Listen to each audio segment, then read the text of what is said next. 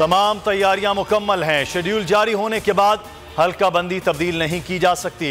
Election commission का judicial order, कहा कराची और हैदराबाद में बल्दियाती इलेक्शन 15 जनवरी को होंगे। आईजी और चीफ सेक्रेटरी शफाफ इंतखाबात के लिए इकदाम करें। स्पेशल सेक्रेटरी को फौरी कराची पहुंचने की हिदायत। ऑर्डर के मुताबिक सिंध हुकूमत का बल्दियाती इंतखाबात का नोटिफिकेशन वापस लेना आइन की खिलाफ वर्जी है। खैरपुर, दादू और खैरपुर नाथन शाह में माहौल साजगार है।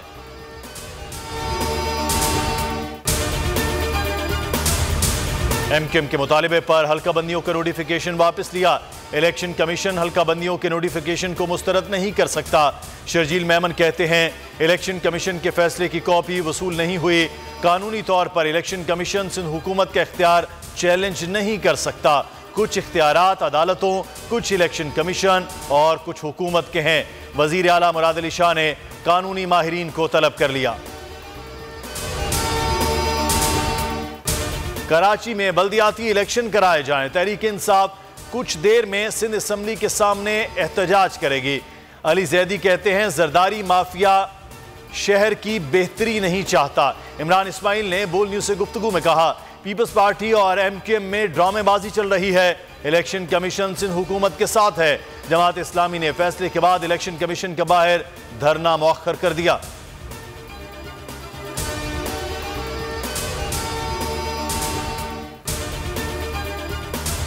कराची और हैदराबाद में बल्दियाती इलेक्शन, एमक्यूएम ने अहम इजलास तलब कर लिया। राब्ता कमेटी कुछ देर में बल्दियाती इलेक्शन से मुतालिक मुशावरत करेगी। हल्का बंदियों और दीगर उमूर पर अरकान से राय तलब की जाएगी।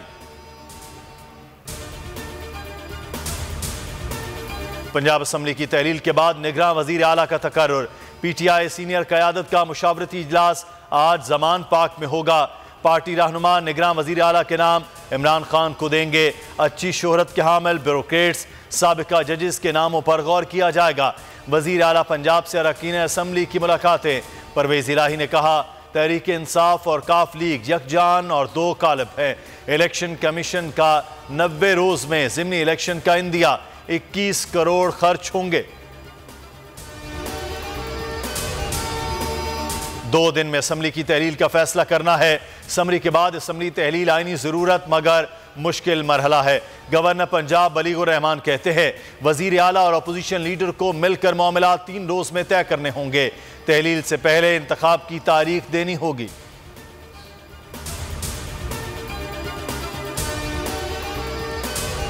अरशद शरीफ के कत्ल में कौन कौन मुलव्विस था?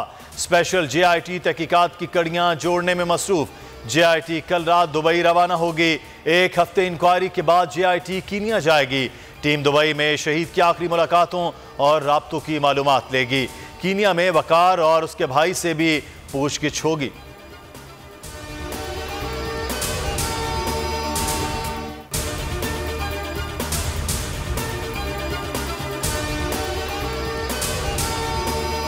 LCs न खुलने पर ताजरों के सब्र का पैमाना लबरेज। स्टेट बैंक के बाहर दूसरे रोज भी धरना। डिलीवरी पेमेंट्स और डॉक्यूमेंट्स कलेक्शन का मुतालिबा। शर्जील गोपलानी कहते हैं, बंदरगाहों पर मौजूद डैमेजेस को मुआफ किया जाए। मुतालिबात पूरे होने तक एहतजाज जारी रखने का ऐलान।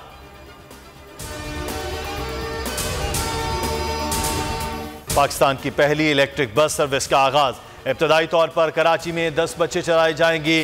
कराची में यह किराया 50 रुपए होगा। बसें माहौल दोस्त है। चार्जिंग के बाद 200 किलोमीटर तक चल सकती हैं। चार्जिंग के लिए सोलर सिस्टम नस्ब किया गया।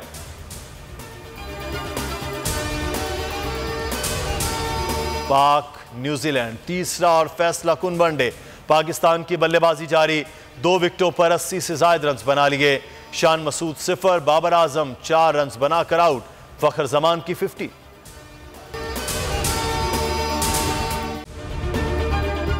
अगर ये वीडियो आपको पसंद आई है तो हमारे चैनल को सब्सक्राइब कीजिए और बेल आइकॉन को क्लिक कीजिए। 2022 बहुत सारे तोहफे भी देखे गया पाकिस्तान की आवाम को। पाकिस्तान की आवाम को एक तोहफा ये दिया कि आवाम को पता चल गया कि पाकिस्तान का मीडिया क्या है। साल 2022 में सबसे ज्यादा देखे जाने वाला चैनल बोल न्यूज रहा नंबर 1। हमने बहुत सारे शोज और ट्रांसमिशंस की। पूरा साल मुसलसल जदोजहद में निकल गया कि ये वोट ऑफ कॉन्फिडेंस के पीछे कौन लोग थे। तोड़े रेटिंग के सभी रिकॉर्ड। सोशल मीडिया पर भी सबसे ज्यादा तेजी से 2.4 बिलियन व्यूज का संगे मील अबूर किया। एंकर्स को भी आवाम में सबसे ज्यादा मकबूलियत मिली और सोशल मीडिया पर भी बोल रहा सब पर भारी। सब्सक्राइब करें और बेल दबाएं ताकि कोई खबर रह न जाए।